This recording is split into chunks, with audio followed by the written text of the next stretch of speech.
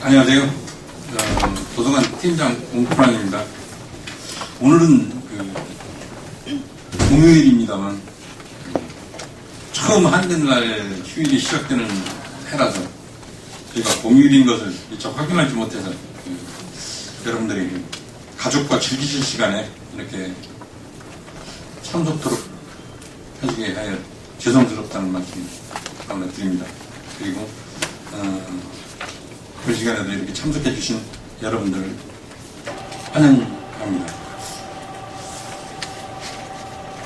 지금부터 그림이 보인다 미술 인문학 콘서트 첫 시간으로 고윤숙 강사님을 모시고 장르로 배우는 미술 강연을 시작하겠습니다. 이 행사는 문화체육관광부와 책 읽는 사회문화재단에서 주최하고 수원시 시립도서관과 저희 도서관 미소접속사회가 주관하여 추진하고 있습니다. 평소 지역 독서문화진흥에 정성을 다하고 계신 우리 박은숙 회장님과 미소주부 독서회원님들께 감사의 말씀을 드립니다. 오늘 또 이 행사를 위하여 애써주시고 계신 회장님과 회원님들께 큰 박수를 좀 부탁드리겠습니다. 고맙습니다. 이거 떨어졌어. 예, 첫 시간에는 국민의례, 의례까지 다 했습니다만 근본부터는 생략을 하고 또 우리 회장님 인사 말씀 또한 생략을 하겠습니다. 다음은 강사님을 소개해 드리겠습니다. 고윤숙 강사님께서는 2008년부터 2009년 남산 강학원 도토리서당에서 고전을 강독하셨으며 2009년 2월 인천중앙도서관 그림으로 보고 이야기를 듣는 역사 7월에는 장르로 읽는 미술 및 세상을 담는 6가지 시선이라는 주제로 강연을 하셨으며 2009년 현재 남산 강학원에서 미술과 인간과 세계를 강의하고 계시며 남산 강학원 연구원으로 근무하고 계십니다. 주요 저서로는 인물 톡톡 및 고전 톡톡을 남산 강학원과 함께 펴내셨습니다. 구인숙 강사님을 단상에 모셔서 미술이 보인다 미술 인문학 콘서트 첫 번째 시간 장르로 배우는 미술이라는 주제로 강연을 듣도록 하겠습니다. 구윤숙 강사님을 큰 박수로 환영해 주시기 바랍니다.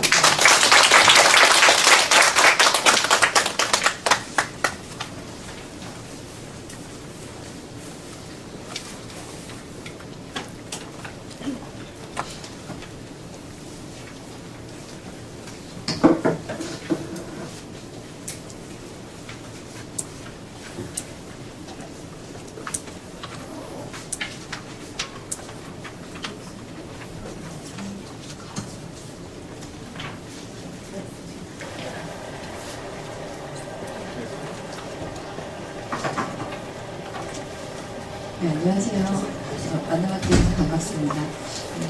휴일인데 많이 오셨네요. 굉장히 탄탄하게 멤버십을 가지고 계신 분인 것 같습니다. 저는 서울의 남산강원이라는 데서 왔고요. 사실 저는 제 소개를 들을 때 제가 제일 민망한 것 같아요. 이렇게 대단한 강의를 하거나 뭐 이런 거 다니는 건 아니고요. 그냥 이렇게 그림에 대해서 공부를 하고 그거에 대해서 이제 이야기를 하고 다니고 있습니다. 그리고 지금 남산강원에서 공부하는 건 저희가 나온 책이 인문톡톡 고전톡톡인데요. 저기서 제가 쓴 건 한 꼭지밖에 안 돼요. 그래서 뭐 저걸 제 책이라고 말하기 되게 저도 좀 부끄럽고요. 저희 강학원 멤버들끼리 이제 돌아가면서 신문에 연재했던 걸 모아서 낸 책이에요. 이거 보시면 고전이나 아니면 그 여러 인물들에 대해서, 그러니까 뭐 작가나 정치가나 뭐 여러 역사적인 인물들까지 이제 아울러서 써진 그 모아놓은 책이니까 처음에 인문학 공부를 시작하실 때 어떤 책을 읽어야 되나, 어떤 사람에 대해서 왜 공부하고 싶을까, 이런 가이드를 삼기에 참 좋은 책인 것 같아요. 광고였고요. 네, 거기서 이제 제가 처음으로 받았던 과제 중에 하나로 저희 선생님하고 같이 공부하면서 썼던 거는 다빈치에 관한 꼭지였어요. 제가 쓴 건 그거고.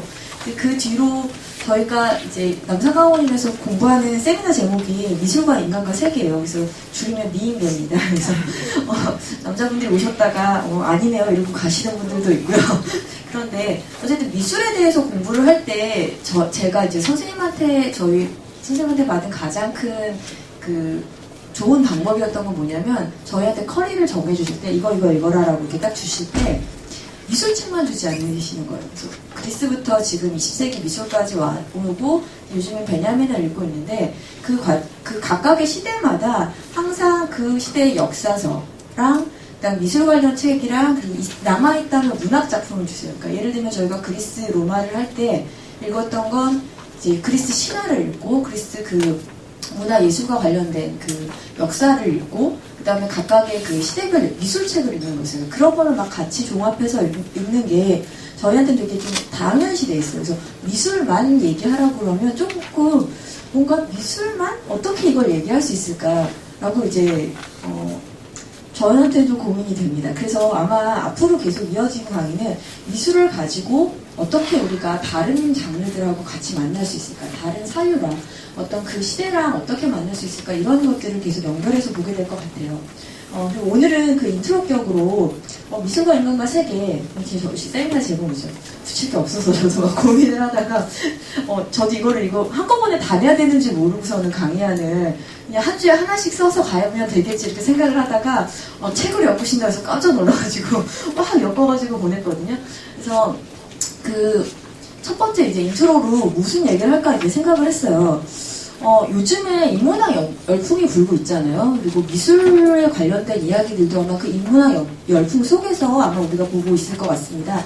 근데 왜 지금 이 시대에 인문학일까요? 먹고 살만했으니까 인문학일까? 그리고 또 왜 우리는 또 미술을 보겠다고 여기 와 있는 걸까요? 그리고 저도 왜 미술을 공부할까?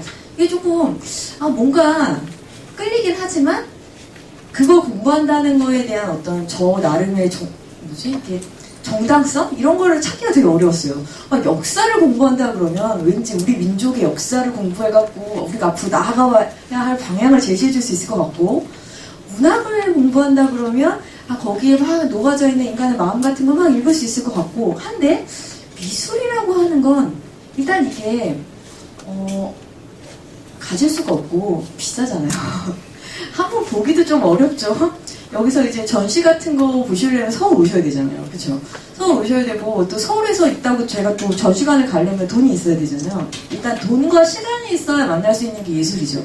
인문학도 저희 부모님이 아마 예전 같았으면 그랬을 것 같아요.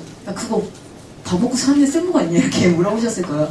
그래서 인문학도 그렇고 미술이라는 것도 그렇고 정말로 먹고 사는 문제하고 상관이 없습니다. 그렇지 않아요? 정말로 우리는 어떻게 보면 쓸모없는 거를 배우겠다고 여기 다 같이 모여있는 걸지도 모릅니다. 그런데 그래서 인문학을 공부하겠다고 저도 이제 저희 연구실에 가서 공부를 하기 시작할 때 왜 공부하지 이런 얘기를 궁금해했어요. 선생님들은, 여기 계신 분들은 왜 공부하세요? 저도 그 질문이 되게 낯설기도 하고 제 친구들이 너 거기서 뭐 할래? 라고 물어보면 좀 이렇게 당황스럽기도 했어요. 심지어 제가 작년까지는 직장이랑 공부랑 왔다 갔다 하다가 올해 직장을 딱 그만두는 순간 친구들이 반응이 두 가지죠. 뭐 먹고 살래요? 좋겠다. 이 두 가지 반응을 동시에 이렇게 보면서 도대체 그러면 우리가 이 시대에 왜 필요하지? 취업하고도 상관없고 막 이런 게. 근데 제가 이제 연구실에서 만난 선생님들 중에서 두 분이 이런 말을 하셨어요. 한 분은 선생님 왜 공부하세요? 그랬더니 난 자살을 안 하려고 그래 그런 거예요. 최소한 인문학을 공부하면 자살은 안 할 것 같대요. 그래서 왜요? 그게 왜 그럴 것 같아요? 그랬더니 그냥 그의 대답은 안 해주셨어요. 그냥 그분은 영화 쪽을 관련해서 공부를 많이 하시는 분이었는데 철학을 가지고 영화를 설명하고 이런 분이셨죠.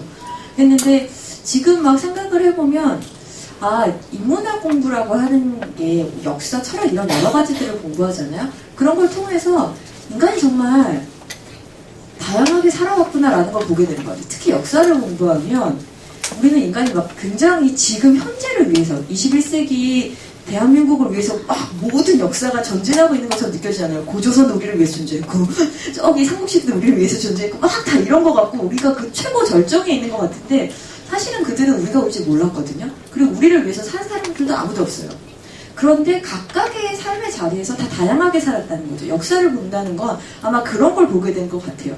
삼국유사랑 삼국사기를 역사 교과서에서 한 줄로 얘기할 때랑 실제로 거기를 들여다보면 굉장히 지루하죠. 근데 그 사이사이마다 되게 이 사람들이 살았던 시대에 되게 특이한 사회를 하고 있었구나라고 하는, 또 우리랑은 다른 상상을 할 수 있구나. 그러니까 막 불교적인 사유라고 하지만 또 그 안에서 어떻게 삶을 얘기하는지 이런 부분을 굉장히 잘 볼 수 있는 것 같아요. 그래서 우리가 자살을 생각할 때 사실 여러 가지 해답이 없을 때 그게 그냥 하나의 방법인 거잖아요. 그런데 공부를 하다 보면 굉장히 우리한테 많은 다양한 방식들이 삶이 존재하는구나 이거를 보게 되면 자살로 가지 않을 수도 있다는 걸 생각할 것 같아요. 정말 인간이 어느 정도까지 바닥으로 살아왔는가, 인간이라는 게 얼마나 끔찍한 존재인가를 인문학은 보여주는 것 같아요. 근데 그렇게 끔찍함에도 불구하고 지금까지 살아왔다는 거, 이걸 또 보여주는 거죠. 그래서 정말 세계대전 일어났을 때 아우슈비츠나 이런 데에서 나왔던 기록들, 그 제목이 그런 거예요. 이것이 인간인가거든요. 근데 결론은 그거죠. 이게 인간이고 인간에게 뭐 별다른 게 있느냐. 교회 다니시는 분들은 어떻게 생각하실지 모르겠지만 예전에 당신은 사랑받기 위해 태어난 사람 이런 노래가 한창 이렇게 유행하고 그럴 때가 있었어요. 초등학교에서도 종교 같은 거 안 따지고 막 아이들한테 불렀죠. 근데 제가 그때 이제 초등학교 아이들하고도 막 많이 만나고 가르치고 그랬었는데 아주 동네가 후해진 인천에서도, 인천이 원래 도시 자체가 약간 공장지대에다가 지금 이주노동자들이 굉장히 많고 그 다문화 가정들이 굉장히 많은 동네인데 거기에서도 굉장히 후미진 동네였거든요. 근데 당신은 사랑받기 위해 태어난 사람 굉장히 해피한 것 같은데 조금만 돌아서면 난 사랑받기 위해 태어나지 않았는데 우리 엄마 아빠 맨날 날 때리고 엄마는 집 나갔고 옆집 아저씨도 날 때리고 내 주변 애들도 다 맞고 살고 이러거든요. 그러면 그때 자기 설명이 안 되잖아요. 그러니까 우리는 어떻게 보면 당신은 사랑받기 위해서 태어난 사람이라는 얘기를 들으면 막 우리가 위로받고 힐링받는 것 같은데 실은 우리는 그냥 태어난 거거든요. 인간은 이런 존재인가 싶을 정도로 아우슈비츠에서 모든 인간이 다 그런 식으로 처참하게, 이거는 물론 가해자나 피해자를 나누지 않고 양쪽 다 얼마나 처참했는지를 막 보여주는데요. 그런데 이제 그래서 인문학이 보여주는 건 그냥 인간은 어떤 존재야라고 그냥 믿어버리는 게 아니라, 이 믿음의 체계가 아니라, 그러니까 믿고 나는데 왠지 씁쓸한 거 있잖아요. 사랑받기 위해 태어났다는데 왜 나는 맨날 구박받지? 나는 구박받기 위해 태어난 건가? 죽어버려야지. 이게 아니라 인간은 늘 언제나 비참한 상황에 있었고 그 상황에서도 불구하고 어떤 다른 삶의 길을 열어갔다는 걸 인문학은 계속 보여주는 것 같아요. 그리고 한 선생님은 또 이런 말씀을 하셨어요. 그때 저희 이제 연구실에서 유행했던 게 현장 인문학이라 그래서 장애인 그 야학 같은 데 가서 이제 저도 그때 따라갔었는데 가서 막스를 가르쳤어요. 장애인 야학에 가서. 그분들 한글 해도 간신히 하시거든요. 겨우 한쪽 읽어보세요. 근데 막 100페이지씩 못 주니까 한 20페이지 주는데 저희 보통 막 읽는 분량이라고 생각하면 도대체 이거 갖고 어떻게 우리가 1시간, 2시간 수업할 수 있을까 싶은 정도를 주는데 못 읽어오세요. 그 활보하시는 분들이 옆에서 읽어주시고 와서 한마디도 잘 못하시는 분들도 많은데 이걸 어떻게 얘기해야 될까? 그게 이제 우리에게 고민이었어요. 그래서 그때 갔던 데가 장애인이야. 그 다음에 여성들 중에서 이제 성매매 피해 여성들 그런 데도 갔었고, 그리고 이제 그 중에서 좀 저희 내부에서 좀 핫했던 공간이 안양교도소였어요. 안양교도소였나? 그래서 교도소에 가서 재소자 인문학을 하시는 팀들이 와서 저희 공부하신 선생님들을 데려갔죠. 가면 일단 신분조사부터 합니다.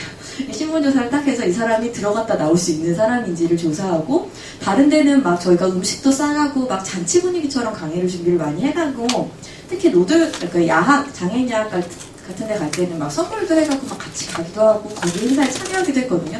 근데 그 교도소에 가실 때는 딱 강사 한 분만 가실 수 있어요.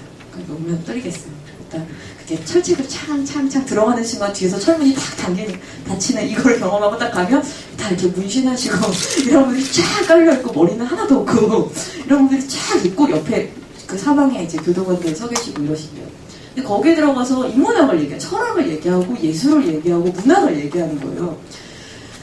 깝깝하죠. 그래서 막 열변을 토하고 나오시다가 저희에서 철학 공부하시는 어떤 분이 마지막 물어보셨대요. 그 예술자분들한테 철학을 여기서 공부한다고 해서, 예술을 공부한다고 해서 사실 나가서 달라지는 게 없지 않느냐. 그리고 특히 그 재소자들에게 하는 교육들이 주로 그런 거잖아요. 이게 자동차 정비하거나 제빵 기술 가르치거나 기술 교육 나가서 적응하시라고 그런 걸 많이 가르치는데, 철학을 여기서 그분이 나와서 강의를 할 수 없잖아요. 그렇죠? 예술을 해서 거기서 무슨 큐레이터를 하실 것도 아니고. 그런데 재소자들에게 인문학을 가르치는 게 무슨 의미인가 해서 좀 약간 열심히 하고 왔는데 뭔가 이렇게 뭘까 이렇게 궁금해지더래요. 그랬더니 그래서 그 이제 재소자분한테 저는 죽었을 때까지 못 나갈지도 몰라요. 아니면 10년 후에 나갈 것 같아요. 뭐 이런 분들한테 물어봤대요. 인문학 공부를 지금 들으셨는데 무슨 얘기인지 아시겠어요? 했더니 사실은 막 강의하신 내용이 하나도 기억이 잘 안 난대요. 그러니까 뭐 이렇게 뭐 화가 이름을 막 물던 철학자의 개념을 얘기하던 잘 기억이 안 나신대요. 근데 뭔가 제가 다른 존재가 된 것 같아요. 내가 좀 중요한 사람이 된 것 같아요. 이런 얘기를 하시더래요. 그래서 저희 강 선생님이 그 느낌이 좋은 그 말의 느낌. 그러니까 우리가 인문학을 왜 공부하지? 이거 쓸데없는 건데. 근데 그게 아니라 우리가 뭔가 다른 존재가 되기 위해서 실질적으로 뭘 할 수 있을까? 지금 내가 놓인 이 자리에서 내가 어떻게 달라질 수 있을까를 이렇게 생각을 해볼 때 공부 말고는 해답이 없어요. 재벌 되실 수 있어요. 금생에. 재벌 불가능해요. 우리 신문상은 현실적으로 대한민국 사회에서 불가능합니다. 로또 맞아도 불가능해요. 왜냐하면 그거 감당할 만한 여력이 없어서 로또 받은 사람들 거의 다 대부분은 나중에 빚더미에 앉게 되잖아요. 그게 이제 자기가 그럴 만한 기운이 없어서 그런데, 그래서 우리는 로또에 당첨이 돼도 재벌이 돼서 신분상 상승할 수 있는 가능성이 없어요. 아무리 성형을 해서 뜯어고쳐가지고 연예인이 돼도 성공할 가능성은 없죠. 왜? 다 같이 수술하기 때문에. 나만 수술하는 게 아니잖아요. 이게 다 도표 기술을 가지고 수술하기 때문에 우리 다 똑같고. 그래서 우리가 지금 이 현재 상황에서 어떤 부나 명예를 가지고 자기의 존재 자체를 바꿀 수 있는 이런 가능성은 굉장히 없어졌어요. 이 사회 안에서. 그건 예전에도 그랬던 것 같아요. 근데 우리가 공부한다는 것, 내가 지금 이 자리에서 예전과는 좀 다른 생각을 할 수 있게 됐다는 것, 이거는 정말로 좀 다른 존재가 되는 것 같아요. 왜 스님들 하나도 가진 거 없으신데 뭔가 이렇게 툭툭 내뱉는 말이 저분은 좀 급이 다르구나 이런 느낌 갖게 되잖아요. 그게 정말 사유의 차이고, 그리고 그 사유가 머릿속에만 있는 게 아니라 그분 신체적으로 다 느껴지기 때문에 그러는 거잖아요. 그래서 우리가 인문학을 공부한다면 아마 우리는 앉은 자리에서 다른 존재가 될 가능성이 요만큼 있을 것 같아요. 근데 금생에서 다른 존재가 될 가능성은 그거밖에 없으니까 계속 공부하시면 좋을 것 같아요. 근데 그거랑 다르게 이제 인문학이나 철학은 그렇다 치고, 그럼 예술은 뭔가? 예술은 정말 바꾸기 어려운 걸 바꾸는데 우리를 이끌어줄 수 있는 아주 중요한 도구가 된 것 같아요. 그러니까 예를 들면 사유라고 하는 건 좀 잘 바뀔 수 있을 것 같아요. 예를 들면 80년대에 대학에 딱 가는 순간 어릴 때 진보적인 생각을 가졌거나 아니면 내가 특별히 이 사회의 부정부패를 목도해서 그거를 바꾸고 싶었다는 어떤 불끈하는 용기가 있지 않아도 대학에 들어가는 순간 80년대에 많은 대학생들이 그 흐름 안에서 뭔가 다른 기운을 느꼈고 자기 존재가 확 달라지는 걸 경험했고 내가 이 사회에서 뭔가 해야 되겠다는 느낌을 얻고, 그런 것들 안에서는 철학적인 베이스들이 쭉 깔고 있었잖아요. 그래서 철학 공부라고 하는 것을 통해서 세계에 대한 어떤 사유가 딱 뒤바뀜으로 통해서, 그래서 세상에 대한 어떤 다른 존재로서 그 80년대 때 막 활동을 하시고 90년대 초반까지 막 이랬잖아요. 그런데 그분들이 못 바꾼 게 있어요. 감각을 못 바꿨어요. 이 386 세대의 감각 있잖아요. 이 386 세대의 감각이 정말 안 바뀌는 것 같아요. 그러니까 그분들은 뭐 폄하하는 말이거나 그런 게 아니라 어떤 이 감각이 바뀐다고 하는 건 사실 우리 감각은 사유보다 더 보수적이거든요. 왜냐면 이 신체랑 딸려 있어서 그래요. 그러니까 눈, 코, 입 이런 게 내가 보지 말라고 그래서 안 보고 듣지 말라고 그래서 안 듣는 게 아니라 쭉 걸어가는 순간 내 손에 스마트폰이 딱 놓여지는 순간 사실 우리 모든 이런 기관들이나 이런 게 사실은 그 막 조정되고 있는 거거든요. 그래서 산에 들어가서 아무것도 없이 산 사람이랑 그다음 도시에서 계속 생활하고 있는 사람이랑 이 감각 자체가 다르잖아요. 그래서 이 감각이라는 것, 그래서 내 앞에 놓여있는 어떤 물체에 대해서 어떤 사건에 대해서 내가 느끼는 이 감수성, 이건 되게 다를 수 있을 것 같아요. 그래서 어떤 정치적인 대안을 낸다거나 할 때 이 뭔가 나쁜 사람이 있고 여기 착한 사람들이 막 억압받고 있고 이거를 뒤집어야 돼. 이 사유 이런 게 이제 생각으로는 아 이런 구도가 아니고 세상은 다른 구도일 수도 있어라고 생각을 할지 모르겠지만 어쨌든 감각 안에서 그게 안 바뀌면 다른 식으로 뭔가 다른 정치적인 대안들을 못 내놓을 수도 있을 것 같아요. 우리는 진짜 많은 스펙트럼을 갖고 있는데 실은 나는 중산층인데 실은 나는 중산층인 척하는 서민층인데 뭐 이런 거 있잖아요. 실은 나는 386 세대지만 감각은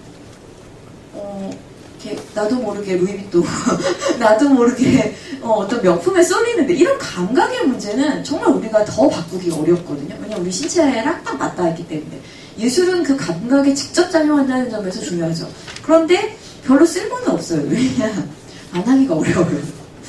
텔레비전 얼마나 자주 봐요 저희가. 근데 미술관은 평생에 몇 번 안 가요. 아주 자주 가는 사람들이라고 해도 몇 번 안 가고 저도 뭐 일 삼아서 많이 다녀도 별로 안 가요. 그러니까 그래서 미술만 가지고는 아주 많은 실험을 하긴 좀 어려워요. 하지만 미술이 가져다 주는 건 그런 거죠. 아, 우리에게 감각을 바꾸는 게 정말 중요한 문제일 수 있겠구나. 그리고 과거엔 어떤 감각들이 존재했는가. 이런 것들은 미술사를 통해서는 만날 수 있을 것 같아요. 그래서 제가 처음에 갖고 온 이 그림이 프랜시스 베이컨의 삼면화 중에 이게 자기 자화상인데요. 이게 얼굴이죠. 세 개가 다 얼굴인데 베이컨 그림을 실제로 본 적이 없어요. 우리나라에도 온 적이 없는 것 같거든요. 근데 이게 보신 분들의 말에 의하면 이 사람이 거의 마약도 하고 지금 특이한 경험들이 많이 있는 사람이었는데 이 프랜시스 베이컨 그림이 엄청 사이즈가 크대요. 그리고 색깔이 지금 보시기에도 굉장히 총천연색이죠. 보통 파란색 저렇게 쓰면 촌스럽습니다. 근데 베이컨 안 촌스러워요. 분홍색도 막 갖다 쓰거든요. 교황 그림 이럴 때. 근데 저거는 빨간색이 좀 차갑네? 뭐 이런 느낌 있잖아요. 빨간색은 뜨거운 거 같고 파란색은 차가운 거 같은데 어떻게 저 색깔로 저런 느낌을 주지 마 이런 생각이 좀 들 정도로 색깔을 굉장히 화려하게 쓰면서도 우리에게 늘 생각했던 방식의 색깔하고는 다르게 보여줍니다. 그리고 이 삼면화라고 하는 이런 형태들을 베이컨이 많이 취했는데 이거는 들레즈에 가서 굉장히 중요하게 들레즈의 철학에 영향을 주기도 합니다. 그래서 이제는 미술이라고 하는 게 어떤 다른 감각을 보여주고 이 감각을 바꾸는 문제가 어떤 철학이나 다른 그 사상에서도 많은 영향을 주게 돼요. 프랜시스 베이컨이 아주 대표적으로 현대 철학자들에게 많은 영감을 줬던 화가라고 할 수 있습니다. 근데 저희가 이거를 볼 때 철학적 논의, 질 들레즈가 얘기했던 그 철학적 논의를 딱 펴는 순간 살 수가 없어요. 저희 연구실에서도 그냥 유행처럼 들레즈는 재앙이야 이런 말이 있거든요. 읽을 수가 없어요. 일단 굉장히 들레즈라는 사람 자체가 사이로 이렇게 팡팡팡팡 튀기면서 하는 사람이기 때문에 그걸 쫓아가면서 정리 불가능한 텍스트를 많이 쓰거든요. 그래서 뭔가 이해하기 무슨 얘기 하는지가 잘 이해가 안 돼요. 그런데 이제 그래서 이걸 이해하기 위해서 들레즈를 볼 수는 없어요. 왜냐면 들레즈 너무 어려우니까. 근데 이 그림을 보고 그러면 우리는 뭘 할 수 있을까? 뭐가 느껴지시나요? 저는 좀 이 사람이 많이 아픈 것 같아요. 보고 있으면 한 뺨을 맞은 것 같기도 하고 얼굴 한쪽이 무너져 내리는 것 같기도 하고 뭔가 엄청난 충격이 가해졌는데 그 안에서 어떤 눈은 계속 나를 직시하고 있고 뭐 이러는 거 있잖아요. 뭔가 이렇게 묘한 느낌이 듭니다. 근데 이거를 말로 설명하기가 참 어렵죠. 그런데 그 말을 해주는 건 철학이에요. 아니면 예술 담론을 만들어내는 비평가들이죠. 그 비평을 지금 철학자들이 담당하고 있는데 근데 그러면 철학이 중요하다면 우리에게 사유만 중요하다면 그림은 별로 중요하지 않거든요. 우리 뭐뭐뭐가 중요하다라고 이제 말로 푸는 언어가 중요하다면 근데 우리는 언어 이전에 뭔가 우리가 느낌 알잖아요. 그쵸? 느낌 아니까 딱 보는 순간 쟤는 뭔가 정상이 아니다라는 거 느낌이 알잖아요. 그러니까 이런 느낌들이 그림을 줄 수 있는 거죠. 그래서 뭔가 설명하기 언어화되기 이전의 감각들을 통해서 우리에게 전달해주는 바가 있습니다. 그래서 예술을 통해서 그런 감각들, 어떤 낯선 감각들을 좀 만나시기를 바래요. 그래서 강의안을 조금씩 따라가면서 이제 시작을 해보도록 하겠습니다. 미술을 강의할 때 되게 어려운 문제들이 몇 가지가 있는데 일단 예술은 없다라고 말하는 사람이 너무 많아요. 예술사를 하는 사람들 중에서 예술은 없다라고 말하는 사람이 많아요. 그 중에 이제 대표적인 사람이 곰브리치죠. 곰브리치 서양미술사 베스트셀러에 딱 올라와 있는 그 책 있잖아요. 그 두꺼운 책. 처음에 그 곰브리치가 뭐라 그러냐면 대문자 A로 시작되는 아트는 없다 이렇게 얘기하거든요. 그러니까 아트라고 하는 것을 어떤 그 실체가 있는 무엇이라고 얘기할 수 없다는 거예요. 그래서 곰브리치는 소문자 아트에다가 S 붙이고 여러 가지 형태의 예술들만 있다는 거예요. 그래서 우리가 예술이라는 거를 공부하려고 딱 놓는 순간 우리는 어떤 예술을 공부해야 할지 정해야 돼요. 그러니까 예술이 있으면 그걸 공부하면 되는데 대문자 예술이라고 하는 어떤 그게 없잖아요. 그러니까 뭐 다양한 예술이 있는데 그중에 우리 뭘 공부할까 이걸 선택해야 된다는 거예요. 그래서 일단 곰브리치가 얘기하는 건 예술은 대문자 예술은 없다. 그냥 예술은 그냥 계속 끊임없이 변해왔다. 그래서 미라고 하는 거 우리는 좀 알았으면 좋겠잖아요. 뭐가 미인지 뭐가 좋은 미술인지 확실히 알았으면 좋겠는데 좋은 미술이라는 건 없다. 좋은 미술은 늘 변해왔다. 이렇게 얘기하는 거죠. 그래서 원시 시대부터 인간이 계속 그려왔습니다. 이게 그냥 오래된 그 라스코 동물 벽화에서 갖고 온 건데요. 사슴을 굉장히 리얼하게 그렸죠. 굉장히 리얼하게 그렸는데 생존하고 상관없는 일이었잖아요. 그쵸? 그림을 그린다는 건 이 원시인들에게 먹고 사는 문제랑 직결된 문제가 아니었죠. 근데 저렇게 잘 그릴 정도면 꽤 그리는 사람이 있었다는 거예요. 저쪽 분야에 굉장히 몰두해서 그림을 그렸는데 근데 이 그림 자체는 그렇다고 해서 이 사람들이 미를 추구해서 아름다운 사슴을 통해서 아름다운 어떤 추상적인 미라고 하는 가치를 발견하기 위해서 그렸는가? 그것도 아니거든요. 왜냐면 이거는 아시다시피 제의적 수단이었잖아요. 사슴 사냥에 나갈 거예요. 그러면 그려놓고 제사를 지내기도 하고 거기다 대고 단체로 창 찌르는 연습을 하기도 하고 그러니까 우리가 생각하는 미술이라고 하는 범주에 이건 들어갈 수가 없어요. 그런데 모든 미술사의 첫머리에 이 동물 벽화들이 등장하는 거죠. 왜냐하면 우리는 이거를 이제 제의적으로 보지 않기 때문이에요. 아무도 저기 가서 사냥하게 해주세요라고 빌지 않아요. 아무도 저기다 대고 창을 찌르지 않죠. 훈련 사냥 연습을 저 그림에다 대고 하지 않아요. 그러니까 이건 이제 그 예전에는 그런 도구였지만 이제는 그 모든 실용적 기능을 다 떼어버리고 나서야 우리에게 미술이 된 겁니다. 그래서 그럼 우리에게 미술은 뭐가 될 수 있을까? 이 시대에. 그걸 또 질문해 볼 수가 있겠죠. 그 다음에 문제가 또 있어요. 예술은 없다까지 좀 뭐 다양한 예술이 있다니까요. 뭐 그렇다고 쳐요. 그럼 그림을 볼 때 이것도 볼 때 나름 의도를 우리가 또 짐작하잖아요. 아, 제일에 썼다더라. 아니면은 사냥 연습에 썼다더라. 이런데 롤랑 바르트라고 하는 사람이 입생이 뭐라 그랬냐면 창조하는 작가는 죽었다. 이렇게 얘기했어요. 작가는 없다. 우리가 그림을 볼 때 제일 재밌는 건 그냥 쉽게 할 수 있는 독법은 작가가 이걸 무슨 의도를 그렸대. 이거는 누구를 그린 거래. 어떤 황제를 그린 거래. 뭐 이런 거 있잖아요. 어떤 마음을 갖고 이 그림을 그렸대. 이런 거를 이제 보는 걸 좋아하잖아요. 근데 롤랑 바르트는 이렇게 얘기하죠. 작가는 죽었다. 창조하는 작가는 죽었다. 이제 이 맥락을 좀 보면 그림을 우리는 볼 때 독해하려고 해요. 무슨 얘기냐면 저 그림의 뜻이 뭐지? 라고 독해하는 거예요. 그래서 이거를 갖고 뭐라고 얘기하냐면 신학적 독해라고 얘기해요. 성서를 읽을 때 사람들이 성서를 그냥 읽지 않잖아요. 그 성서에 나와 있는 사건, 사고들, 거기 나와 있는 인물들이 하는 말들, 이게 그래서 의미가 뭐래라고 묻죠. 이 이야기들, 이 사건, 노아의 방주라고 하는 어떤 사건, 무슨 사건들을 통해서 신은 무슨 얘기를 하는 거래? 라고 물어보는 거죠. 신의 의도를 짐작하기 위해서 보는 거잖아요. 그림도 우리는 그렇게 봐요. 그래서 저거를 작가가 왜 그렸대? 그런데 바르트는 그건 말할 수 없고 중요하지도 않다고 얘기해요. 그도 그럴 것이 우리가 알고 있는 많은 그림들은 작가 의도하고 아무 상관없이 우리에게 읽힙니다. 그리고 작가 의도 중요하지도 않아요. 그러니까 저희 와서 이제 문학 강의하셨던 김윤희 선생님이라고 되게 국문학계에서 그 대단한 분인데 그분이 저희한테 와서 강의하실 때 어떤 수능 사건을 얘기하시면서 수능에 어떤 현대에 살아있는 생존 작가의 시가 실렸대요. 이 시를 어떻게 읽을 것인가 A, 뭐 B, 뭐 C 이렇게 1번, 2번 나왔겠죠. 그래서 이제 근데 애들이 예를 들어 3번을 막 많이 찍었는데 정답이 2번이었던 거죠. 그랬는데 작가가 딱 나와서 나는 3번의 의도로 썼어 라고 얘기를 한 거죠. 그랬더니 3번을 찍은 애들이 그 학부모님들이 또 이렇게 막 연합해가지고 막 소송을 걸겠죠. 그랬는데 김유 선생님 하시는 말씀이 뭐예요?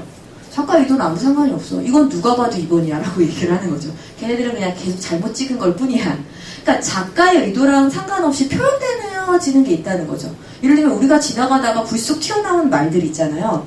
그러니까 나는 의도하지 않았지만 내가 그냥 불쑥 튀어나온 말에 나의 어떤 존재성이 그냥 담겨서 나오잖아요. 정치가들 그래서 가끔씩 곤란하죠. 아무리 포장하려고 해도 그냥 지나가다 푸득푸득 무슨 이상한 얘기가 나와가지고 그거 꼬투리 잡아갖고 막 기사 쓰고 이러잖아요. 그런 것처럼 작품이라는 것도 작가의 의도, 그 사람이 창작할 때 어떤 의도에 의해서 그 제작을 했느냐와 상관없이 우리에게 읽힐 수 있다는 거죠. 그래서 그 작가의 의도를 막 읽을 때, 작가랑 우리가 연관지어서 읽을 때 제일 좋은 사람이 반고흐예요. 좋잖아요. 일단 삶이 드라마틱하죠. 그 정도 살아주셔야 예술가 같고. 그런데 반고흐는 또 거기다 일기도 많이 남겼어요. 그래서 반고흐의 일기에서 제가 편지에서 한 부분 갖고 왔는데요. 거기 질문 2의 첫 부분에 나와 있어요. 반고흐, 우리가 좋아하는 질문합니다. 대부분의 사람들에게 나는 무엇일까? 보잘것없는 사람, 괴팍스러운 사람, 불쾌한 사람일 거야. 정말 짠하죠? 그래서 사회적 지위도 없고 그것을 갖지도 못할 요컨대 최하 중에 최하급 사람, 그것이 정말 사실이라고 해도 언젠가는 내 작품을 통해 그런 괴팍하고 아무것도 아닌 사람이 가슴에 가지고 있는 것을 보여주겠어. 이렇게 얘기하고 우리는 그 보여주겠어 한 걸 찾아가는 거죠. 네, 이런 걸 좋아하는데 바르트는 얘기해요. 잠깐 없다, 잠깐 죽었다라고. 왜 그러느냐? 이제 바르트는 그 작가가 군림하고 있는 현실에 대해서는 직시를 합니다. 그래서 바르트는 뭐라고 얘기하냐면, 저자는 문학사의 입문서, 작가의 전기, 잡지의 회견기, 기사 같은 거, 이제 인터뷰 기사 같은 것들을 통해서 작품 위에서 군림하고 있다. 이렇게 읽어라고 군림하고 있다는 거죠. 그래서 사적인 일기, 반고 같은 경우 특히 그렇죠. 사적인 일기에 의해 작가의 인성과 작품을 동일시해 보려고 안달하는 문사들의 의식 속에 군림하고 있다. 우리는 작가 이퀄 작품. 그래서 작품을 통해서 계속 작가의 의도를 계속 살피려고 해요. 그런데 바르트는 그렇게 읽지 말라는 거죠. 그래서 왜냐, 예를 들면 반고를 한번 볼게요. 반고가 천생천하 유아독존, 그냥 그 세상과 뚝 떨어져서 반고로 존재할 수 있었나? 일단 그걸 보면 아니거든요. 반고가 신인상주의 혹은 후기 인상주의라고 해서 인상주의를 뛰어넘은 학파로 구분이 되는데, 인상주의자들의 영향을 받았어요. 그러니까 반고흐의 색채 안에는 분명히 인상주의자들, 자기 선배의 필법들이나 이런 것들이 남아 있습니다. 그쵸? 그러니까 반고흐는 이미 한 50%는 인상주의예요. 그럼 이 인상주의자들은 100% 또 자기 독창적인 자기인가? 아니죠. 인상주의라고 하는 사람들은 그 전에 외광파라고 하는 또 그룹이 있었어요. 그 외광파의 영향이 있었어요. 그럼 이 외광파는 또 천상천하 유아독존이냐? 특히 마네 같은 사람이 외광파로는 끼지 않지만 인상주의로 끼기도 좀 애매하긴 하지만, 마네라고 하는 사람이 되게 그 시대에 중요한 인물이었는데, 마네는 그 고전주의 스승에게서 배웠거든요. 그 스승님이 그 당시에 살롱에서 1등한 작가고, 그리고 그 사람의 화실에서 당대 살롱에서 1등하고 싶으면 그 사람 화실에 들어가. 최고의 과외교습소였어요. 그 최고의 과외교습소에서 꽤 오랫동안 그림을 배웠고, 자기는 고전을 재생할 거다. 특히 나는 푸생을 재생할 거다. 이런 얘기들을 하고 다녔거든요. 그러면 우리가 보기에 마네는 고전주의로부터 벗어나서 어떤 인상주의의 한 획을 보는 것 같은데, 그 마네는 또 굉장히 견고한 어떤 형태를 추구하기도 했기 때문에 이 안에서는 이 고전주의자들이 면모가 또 있는 거죠. 그럼 고전주의는 그럼 그냥 또 이 시대에 태어난 거냐? 그거 아니겠죠? 그 전에 또 고전주의가 있었고. 그래서 이 모든 것들은 서로 예전에 어떤 것들로부터 이어받은 목소리들이 전달되고 있는 거죠. 예를 들면 제가 여기서 하는 말이 100% 제 얘기겠어요? 그게 아니겠죠. 제가 하는 얘기 중에 정말 뻥이 아니라 99%는 제 선생님한테 들은 거겠죠. 그쵸? 선생님한테 들었거나 어딘가 책에서 배운 걸 거예요. 근데 그게 지금 여기 서산에서 선생님들 여러분들을 만나고 이 공간에 오는 요 아주 작은 화학 반응을 가지고 조금 다르게 나오는 걸 뿐이고, 다 어디선가 누군가가 어떻게 계속 얘기했던 거예요. 근데 그거를 그 시대에 다르게 나오는 거죠. 그렇기 때문에 지금 제가 하는 말 속에서 그래서 제가 하는 의도를 읽으시면 별로 중요하지 않겠죠. 그러니까 저는 어떤 한 개인의 목소리라고 얘기할 수 없어요. 작가 자체는, 화가 자체는 붓을 드는 순간, 말을 하는 순간 자기가 끌고 들어온 무수한 역사를 여기 뒤에 하나의 나의 그 커다란 배낭처럼 짊어지고서는 지금 현재에 걸어오고 있는 거거든요. 그러니까 이거를 누구의 작품이라고 누구의 의도라고 얘기하기가 곤란하다는 거죠. 뿐만 아니라 그것이 반응을 딱 일으키는 그 순간 그걸 어떻게 얘기할 거냐. 그리고 우리가 또 그런 게 의도를 짐작한다고 쳐요. 근데 아까 그 베이컨 그림도 그렇고 그림을 볼 때 여기 앉아 계신 분들이 쭉 봤을 때 똑같은 느낌을 받지 않겠죠. 다 다른 느낌을 받거든요. 저 그림은 베이컨이 살아온 그 무수한 시간, 그리고 베이컨이 살 수 있었던 그 시대를 만들었던 그 이전의 무수한 시간들이 겹쳐져서 베이컨의 저 작품이 나왔고, 여러분들은 또 여러분들이 살고 있는 시공간, 그리고 그 시공간에 존재할 수 있었던 많은 역사, 이 정말 거대한 역사가 딱 만나는 거거든요. 그렇기 때문에 이것이 읽히는 순간 우리도 굉장히 다양한 독해가 존재한다는 거죠.